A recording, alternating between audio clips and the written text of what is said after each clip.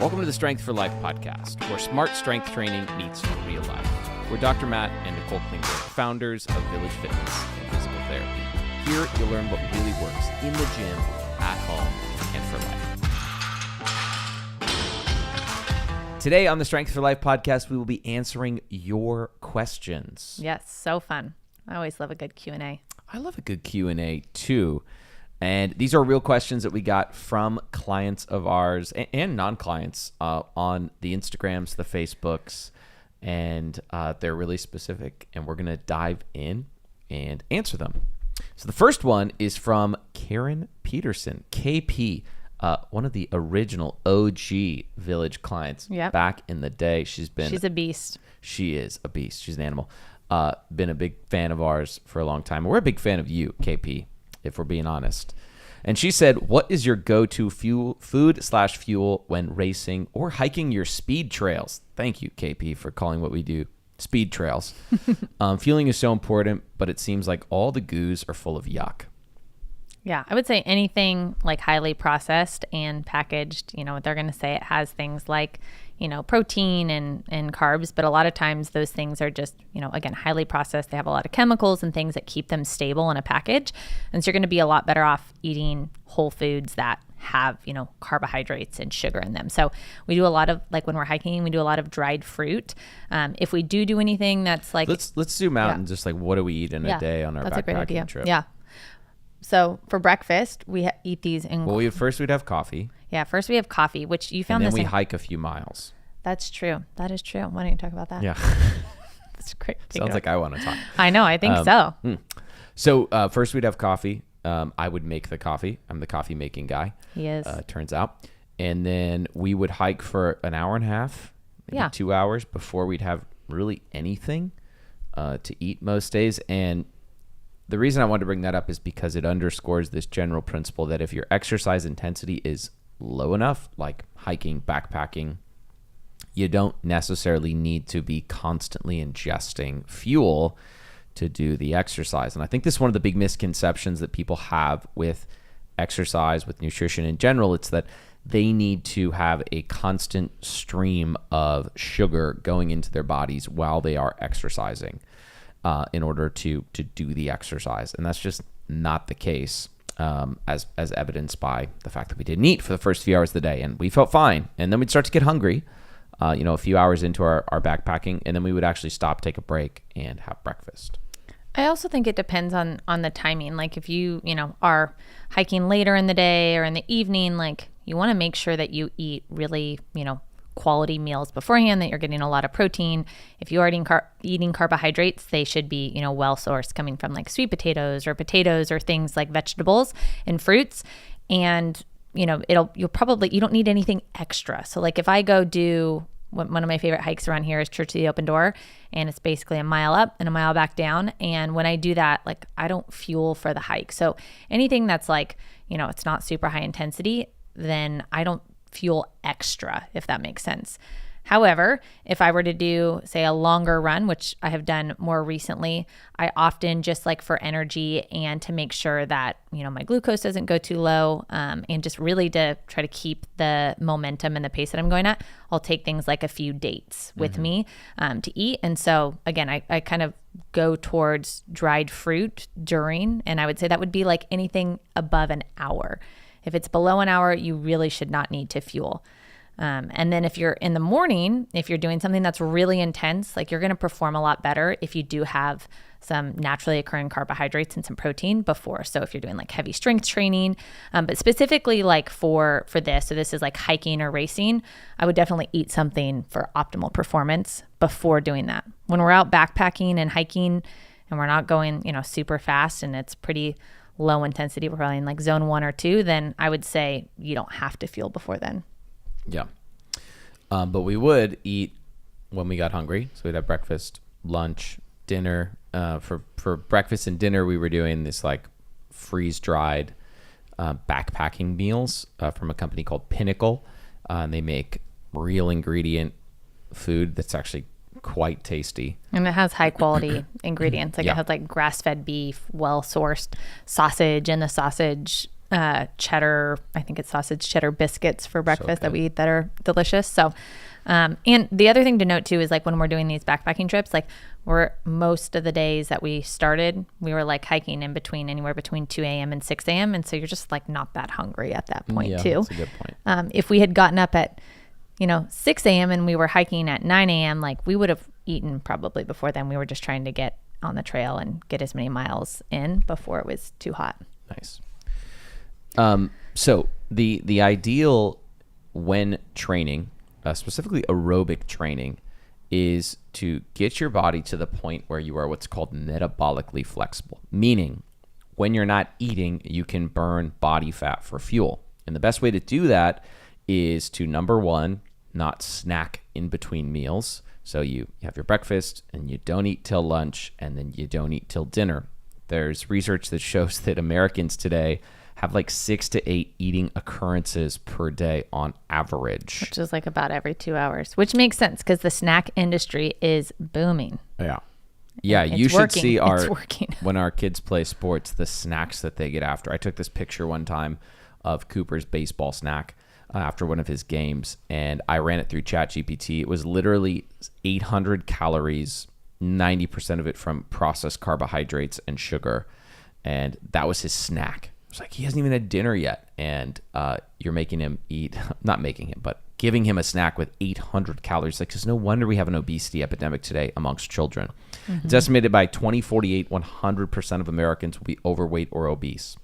That's scary. And I think a big part of this is the snacking issue. Mm-hmm. And so that's step number one, is stop snacking, because then your insulin levels go down because they go up when you eat, and then they have a chance to actually go back down, and your body then has to rely on pulling from stored body fat for energy. And you kind of train yourself to be like, okay, I can do this. Mm-hmm. Now, while you're sitting here listening to this, or walking, listening to this, or whatever, driving, right now, you have enough energy within your body, even if you're fairly lean in fat, to get from here, Southern California, up to San Francisco, walking wise. Like, you already have that energy. You have thousands and thousands, tens of thousands of calories of fat energy within you. Now, as far as carbohydrates, we have very little. We have a little bit in our blood sugar, like a teaspoon of sugar within our blood. We have a little bit in our muscles, maybe like 400 calories or so. And then we have maybe another 200 to 300 calories in our liver, in liver glycogen. And so once we exhaust those supplies, if that's what we're relying on, that's where people bonk.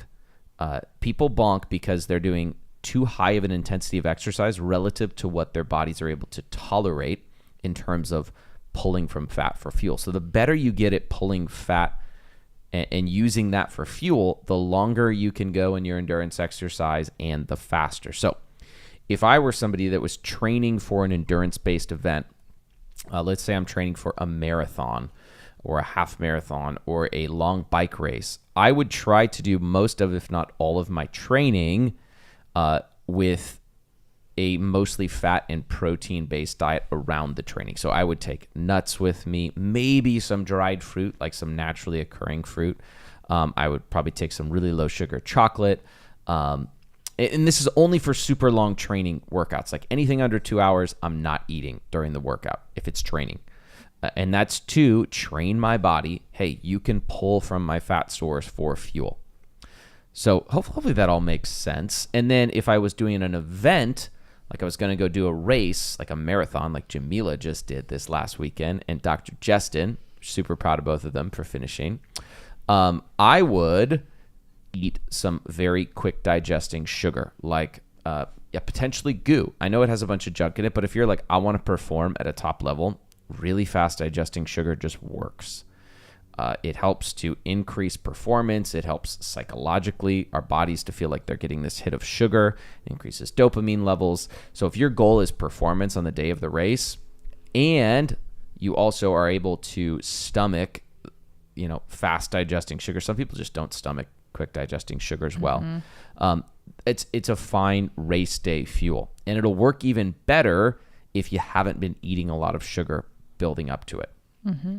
So then you get kind of this added benefit on race day of, okay, now I can pull from my body fat for fuel, and I can have this like quick sugar hit that'll give me some more energy throughout my race. Yeah. I would say try it at least a couple of times in a training period.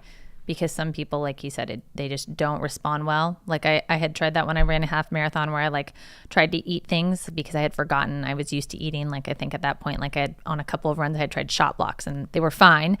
And then I got to the race and I had forgotten them. And so I think I ate whatever was at like, the stations that they give you, like the support stations. And I ended up vomiting because my stomach was not handling it. So I would recommend trialing it at least a couple of times to see how your body handles it when you're really in like a race pace mode. Yeah. Nice. You want to finish our backpacking day of eating? I think we did. No, we didn't. Oh, yeah. All right. So we just did breakfast. We did coffee and breakfast. Okay. We typically don't snack. If we do, sometimes like we'll have some, like I said, maybe dried fruit. It just again depends on the length of time. We took dates on this last trip. We had 1 date per day. It was great. And just like I did when I was a fat kid, I always ate my lunch early. He did. Back in school. You don't know that. You weren't there. Now you do that. I do not. I eat my lunch at normal times. Oh my gosh. When we were backpacking. Oh yeah. Well, no, why? Well, I ate my date early. Yes. Yeah, I used to, when I was in like middle school, I would eat my lunch before lunch. And then I would ask other kids for their food during lunch. Oh my God. One of my friends, he always said, his name was Ryan. He always said Lunchables, like the ham, the cheese, the crackers. And Ryan would let me have his cheese. It's like this stack of processed cheese. Wow. Ryan, he's a good friend. Yep. So we get to lunch. And lunch, we usually have like beef sticks, bison bars, or some type of epic bar, salami, and then we usually have cheese. Not Lunchables cheese. Lunchables cheese. We do like a hard Parmesan cheese because that'll stay really well inside of the bear can, the backpack. Yeah, so we do like salami, cheese, nuts, peanut butter we had, and then some dried apples and a date. Yep. And then we didn't eat usually until dinner. And then for dinner, we had one of our backpacking pinnacle meals, and they were delicious. There was like a ground beef and veggie bowl. There was I think a Thai like curry one. And then the other one was, I don't remember, Italian sausage and pasta or something. So again, all really quality ingredients, really high in fat because again, you're out backpacking and you need a lot of energy when you are walking all day. Yep. But all of our training that we did not eat during training. So like I went for a mountain bike ride this morning. I did not eat during the ride. It was like an hour and a half. We're going to run tonight because we're training for High Rocks. And be like a 40-minute run. Like we will not eat during that. We'll just eat our normal food. I will, because of the volume of our training right now, on a really high training day like today, I'll eat a little bit more carbohydrate. Like maybe an extra 30, 40 grams of carbs, just to give my body what it needs to recover and to have like the energy I need just to get through the training day. Mm-hmm. Yeah, I would say with running more and doing more aerobic activity for me recently, I've just like the volume of my food and my meals has increased. I'm not necessarily eating more often. I just am making sure that I get at least 40 grams of protein with every meal. I'm getting some carbohydrates in there that are well sourced, and I'm just probably eating a little bit more because I don't want to lose weight and I don't want to lose my muscle. And so I've increased the amount that I'm eating at the 3 meals that I eat. Nice. During the day. Nice. All right, let's move on. Yeah. So talking about protein, the next question is from Miss Lenore. And she asks, is it okay to substitute protein powder for eating meat and other natural protein from food?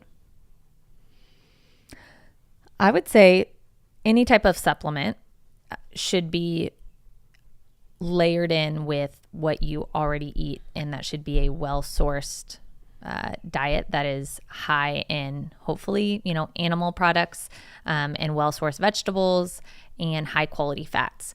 And if that's not there, no amount of supplements can make up for a crappy diet. So like if you're eating cereal for breakfast, you have, a sandwich for lunch with crappy bread and, crappy meat, or Lunchables if you're a kid. And then you have a big bowl of pasta for dinner. Like you having protein powder, like It's not going to, it's going to help you to get a little bit more protein, but you're just not getting enough dietary protein. And at the end of the day too, your body, there's a lot of other things like vitamins and minerals and nutrients that are in well-sourced food. And you don't get that when you have a supplement like protein powder. That being said, I think a lot of people have a hard time getting enough dietary protein. And so adding in protein powder is an easy way to make sure that you're getting enough. Or like if you're on the go for a workout, say, like especially our early morning people that work out between like 5 and 8 a.m., I tell all of them, I'm like, you should have, I know it's hard to eat before you work out, but you should have protein powder with water or milk before you work out. And that just ensures that you're getting some protein in early in the morning because you're going to be up for a while and working out pretty hard. However, I would say don't just have protein powder and a crappy diet. Yeah. I think the where this question may be coming from, it could be somebody that's like, hey, I don't normally eat breakfast because I just don't like it, or I wake up too late.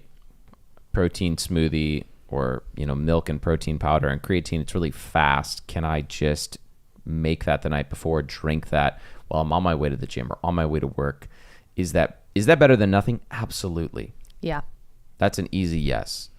I think this could also apply to the person who's like, hey, I don't eat lunch, or I always eat crappy for lunch. I go out to eat. I eat at the office, cafeteria or whatever, and I make bad choices, and then I feel sluggish the rest of the day.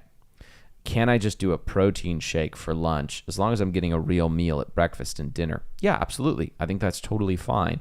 And then this question could also be coming from somebody who's like, am I going to get the same muscle building benefits from 30 grams of protein in a protein shake as I would from 30 grams of protein in chicken? And the answer is yes, you are. Protein is protein. Higher quality proteins with more branched chain amino acids like leucine, which is really important for building muscle, are going to work better than others. Whey protein happens to be one of the highest sources of leucine that there is, and it's fantastic for building muscle. That's why it's used in research studies again and again when it comes to muscle building. So yeah, it's fine. Now, what you don't get, which Nicole alluded to with protein powder, is all of the other nutrients that come along with real food. I also think that our bodies are really meant to receive nutritional communication in the form of real food, and they probably process things better in ways that we don't even understand yet in the scientific community when it comes from real food. So I would recommend biasing your diet mostly around real food, and then supplementing, hence the name, with protein to add on top of it, or to hit your protein goals for the day of like 1 gram per pound of ideal body weight. Another really important component about just digestion and actually like your jaw health and the muscles is that chewing things that are challenging to chew, like steak, or things that are really tough like vegetables that are raw that you have to like really chew, is that it slows digestion. It slows the increase or the spike in blood sugar because your body really has to break it down. Whereas something that's very highly processed, it gets absorbed really quickly, which, for protein, like you want to absorb the protein, you want your body to use it. However, with food in general, like the softer it is, the worse it is for your body, because often it spikes your blood sugar, and also you're just not using the muscles that you were intended to use with eating. And so it's kind of like some of the digestion has been done for you. And so your body just doesn't absorb as many nutrients from the food that's already been, like, say, for an example, applesauce. Mm-hmm. Like if you just have a packet of applesauce, like you don't even have to chew that, you just swallow it. Versus eating an apple, you actually have to like bite into it, you have to chew it, and it has a lot more nutrients for your body. And then it's also much better for your jaw and just your development in general of, all the muscles in your face. I like it. I agree. Okay, next question is from Ginny Sharippa. Again, an OG client, one of the first. Funny story, Ginny and Jennifer, her daughter, and her husband Bob, all trained with me at the last gym that I worked at, even before we started Village. And then they started... The gym that shall not be named. We started I did in-home training with them for a long time, and then they came to Village, and they've been at Village since we've opened, and they're just like the sweetest family. And Ginny is one of the strongest women that I think I've ever met. It's impressive. So her question was, how do you restart workouts with one hand much weaker than the other? Most workouts use 2 hands. You are right. Most workouts do indeed use 2 hands. There's an interesting research study that Nicole reminded me of that we learned about in undergrad that was done in 2008. And what they had people do was bicep curls with one arm for 8 weeks. And they left the other arm alone. So let's say they did it with the right arm, they left the left arm alone, or vice versa. What they found was, no surprise, the arm that they trained, let's say it was the right arm, improved by 79% in terms of 1 rep max. So the most weight they could do.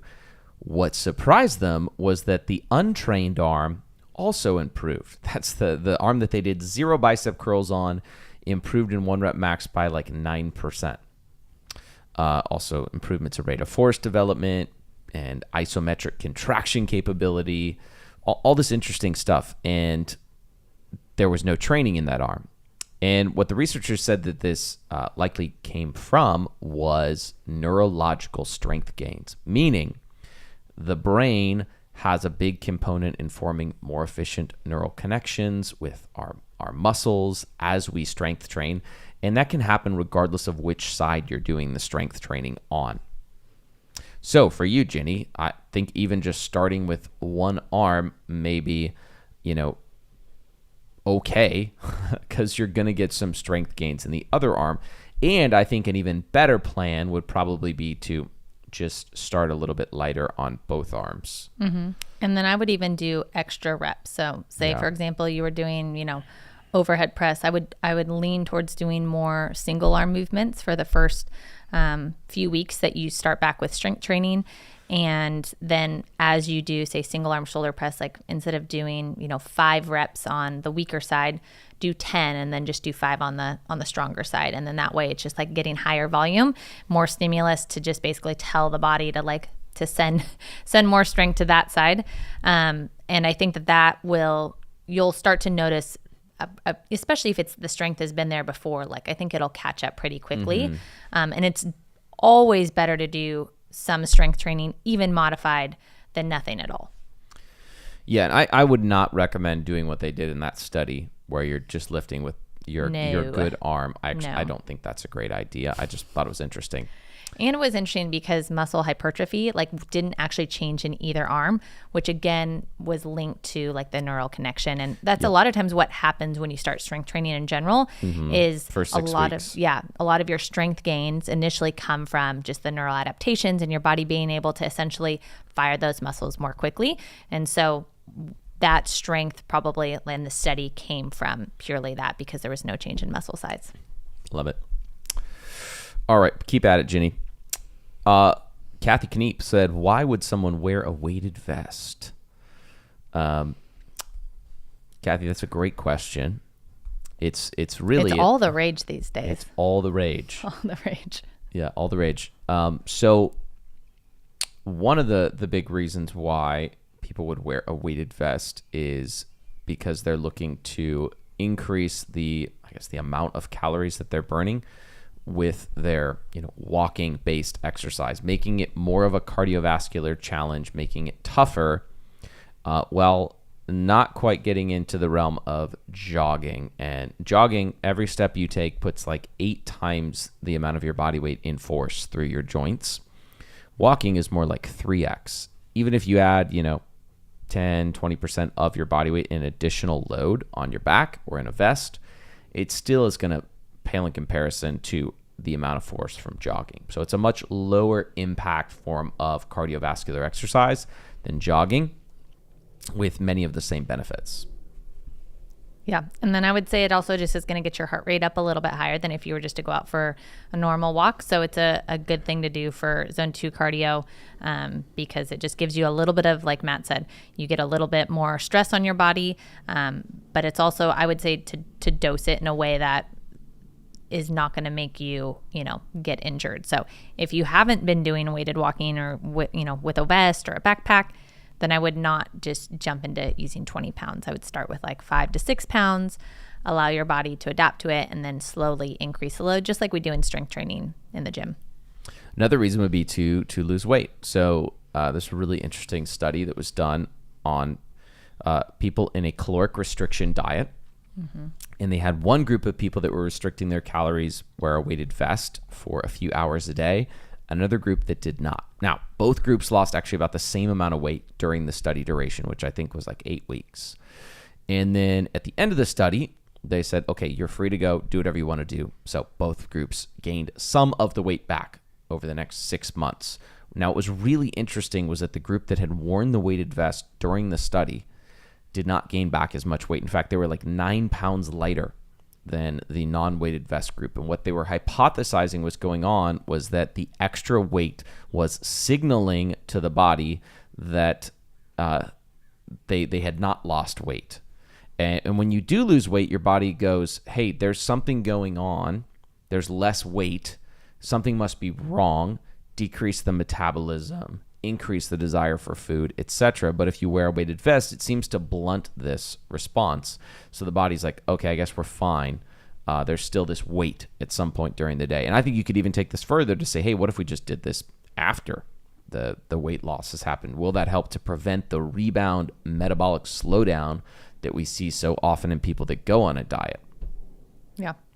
And then there's not a ton of research on like bone density yet. I think that's coming though in the next few years, where they'll see, because, I think that it's like, just like lifting weights. It's definitely not in place of lifting weights.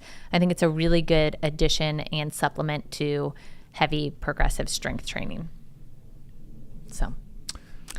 Which kind of dovetails into another question that somebody asked, which was, what do I do on the days that I'm not working out at Village?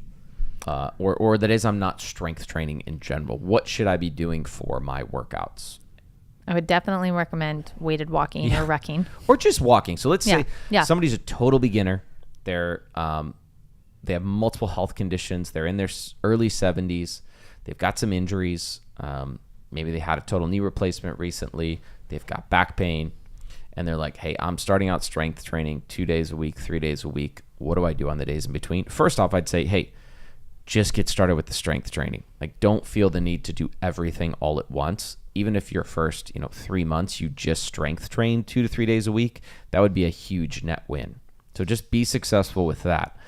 And then add in some walking. So low level daily movement on the days you're not training, especially minimum 30 minutes. You could do swimming, cycling, something you enjoy. And even better if it's outside, because then you get the sunlight, you get vitamin D, and there's a lot of benefits to being outside. And so going for a walk is a great way to spend time out in nature. And there's a whole host of benefits to walking outside and being in nature. So I would say walking. And then if you can't get 30 minutes or an hour in at one point in the day, then spread it out. And there's actually, research that shows that if you spread out your walking throughout the day, you actually have a better blood sugar response, which can help with preventing chronic diseases and losing weight. If you say, for example, go for 3 10-minute walks versus 1 30-minute walk every day. So spread it out. I always tell people, like, if you can somehow habit stack and add, walking into different things that you're already doing. Often we have pockets of time we can do things that we choose, to spend sitting, and we actually don't have to. And so there's things you can do, like walking around a waiting room if you're, waiting at a doctor's office or for something, and you can walk further into the grocery store. So there's things that you can do to, have just more low level activity throughout your day. And I would recommend doing that, being more aware of that. And the best way to do that is to have some type of wearable device that tells you how many steps you have. If you don't know how many steps you get in a day, you should figure that out, because a lot of people are like, sometimes I'm just like blown away. It's like 1,000 steps on average a day. I'm like, you really sit all day long. Even clients that work out at Village, like they've come in and they were like, yeah, it's good if I get 3,000 steps. I'm like, wow, that's a problem. You must just this is the only time you're moving through the day and you're sitting the rest of the day. So that's just going to mean you're more likely to have injuries. You're more likely to have chronic, diseases if you're just sitting all day. Even if you add in the strength training, obviously that helps. Yep. But you just need a lot of low level movement for just your body health. It also helps your joints so that they're not as stiff. You're going to be less likely to get injured, all sorts of things. Nice. Let's talk about the soreness question. So, what do I do about muscle soreness? Move. Move and don't sit. Well, I think first we talk, why does muscle soreness happen in the first place? And there's a misconception that muscle soreness comes from lactic acid buildup, and that's simply not the case. There's another misconception that muscle soreness, and I think I've said this before, actually comes from breakdown of muscle tissue And research has shown that there's not always breakdown of muscle tissue from strength training in people that have pain. And so what really is going on is that the strength training that you've done, if it is sufficiently stressful on your body, the body will perceive it as a potentially dangerous stimuli and it will set off the pain response within you. And maybe there's some inflammation going on, increasing the pressure in the muscles, stimulation of different mechanoreceptors, chemical receptors, temperature receptors that cue and create this experience of pain within your body. It's a very complex process. Now, to avoid getting sore from your workouts, you just need to start very slowly. Like your first workout back after a long hiatus or your first workout period should be way easier than you think it needs to be. And I think this rule becomes more and more important the older that you get. You know, I'm 36 now. When I was 26, or gosh, when I was 16, I could just go and do whatever I wanted, even after having not trained for a long time. And I didn't really get sore at all. And now it's like, man, if I do squats, even if I use quite a bit less weight than I left off on, if I haven't been doing them consistently, I'm really sore. Contrast that with about a year ago, I went through a 12-week squat program where I was squatting 3 days a week. And I was going up by 5 pounds every single workout. And I wasn't sore at all. Even though I was squatting 3 days a week, my body was so used to the stimulus of squats that it was just like, hey, I guess this is just what Matt does. This is my body talking. Hey, this is just what we do. We squat 3 days a week and we do it heavy. Whereas, you know, I worked up to 315 pounds and I did a set of 5 with 315 at the end of it. Wasn't sore the next day. Contrast that with I came back and squatted after taking a month off from squats recently, and I did 185 pounds, so like half. And I was so sore for like 4 days after. I could barely move my legs. It's like, man, how does that happen? And it happens because it was a new or novel stimulus, and that's the key, is new. So you can avoid most of the muscle soreness by starting really slow and kind of easing your way in. If you wanted to not get sore at all, you start with bodyweight squats, then you do the bar, then you do lightweight, and you slowly bump up. By about 4 weeks, you can be back at your like intensity weight and probably not be all that sore. Yeah. So the soreness that most people are talking about, like you said, the definition for it is delayed onset muscle soreness. So DOMS for short. And like he said, that really happens in the like 24 to 48 hours after people work out. And so that's how we know it's not necessarily like the breakdown of muscle, and how, like he said, you could, you know, not be sore even after really strenuous workout if your body is trained. So it comes from the novelty and probably from just some general inflammation in that area, because the body's like, what is going on? Yeah. We are not used to this. And so, you know, people, even bodyweight squats, like people, I've had people that have come in that are brand new that haven't, you know, squatted, and they get really, really sore from bodyweight squats.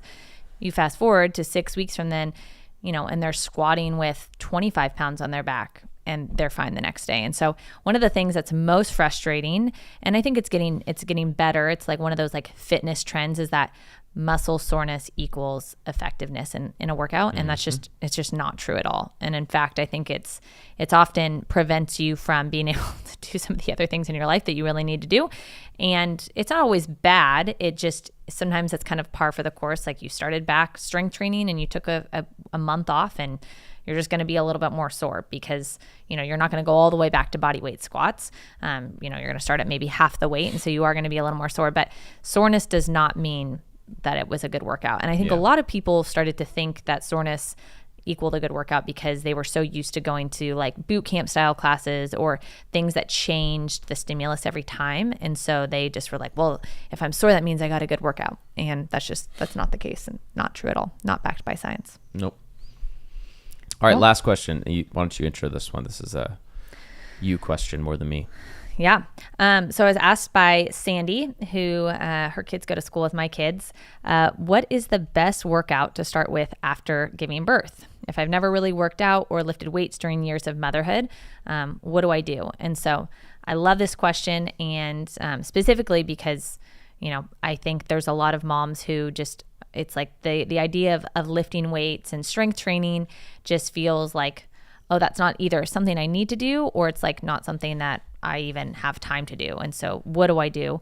And so I would say even more so than someone who hasn't, done any strength training in the past, like if you've recently given birth, like start really slow. And I would say every woman after giving birth should go see a pelvic floor physical therapist. So we have one on staff, Dr. Erica, and she's incredible. And she really helped me after I had my third baby. And it was frustrating because, I had been strength training for a very, very long time and during pregnancy.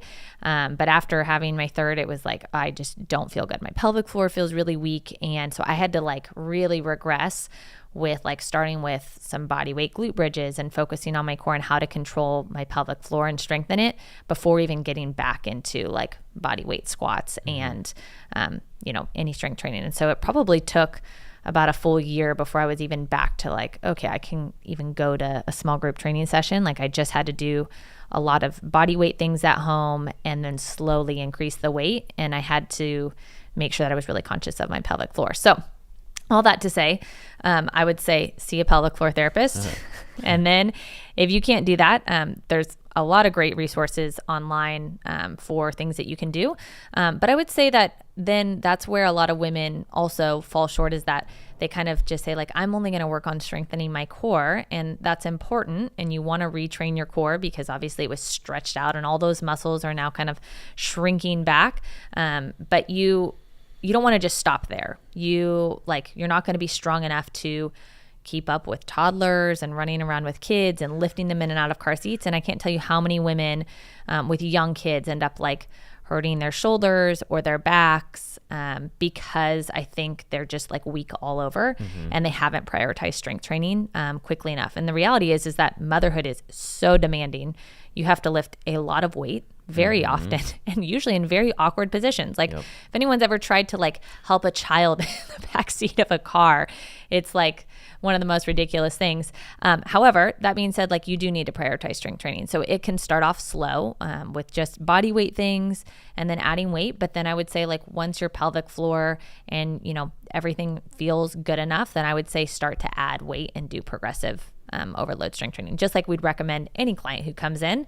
There's just a couple of things that I would do leading up to that before just jumping into it. And if you're like, oh, my pelvic floor feels good, then start with some body weight squats, but don't just stop there. And Pilates can be helpful, but it's not going to give you enough stimulus to actually strengthen your whole body. Nice.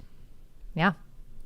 Cool. And I would say last thing to that, women, we get a lot of women who come to us, in menopause or post-menopause. And one of the resounding things I hear is like, I wish someone would have told me to do this sooner. Like I wish I would have been strength training because, a lot of motherhood and younger women in their like 30s and 40s are really just focused on taking care of other people and they don't prioritize taking care of themselves. And it can feel like I don't have time for this. Yeah. However, there are often, creative ways that you can do this. Like one thing that you could do if you don't have access to a gym is like get adjustable dumbbells, like get one set of adjustable dumbbells that go up to 50 pounds. And like you can do a lot with just that set of dumbbells if you don't have access to a gym.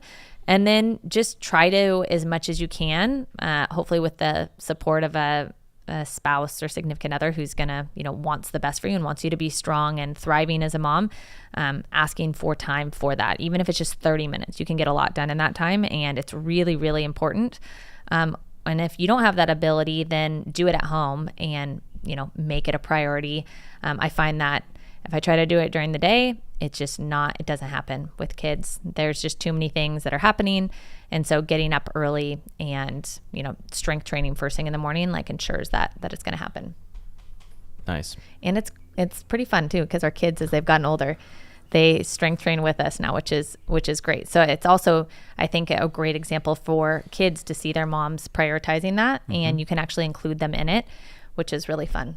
Fun. Interesting. Yeah, it is. I enjoy it. Okay. Sometimes. Okay. Yeah. Sometimes. All right. Well, thank you all for listening to our Q&A. If you have other questions, drop them as a comment or email us at podcast@villagefpt.com. And we would love to cover them in a future Q&A episode. Like, subscribe, leave us a review if you like the pod. Let us know what you think. Until next time, I'm Dr. Matt. And I'm Nicole Klingler. Stay strong.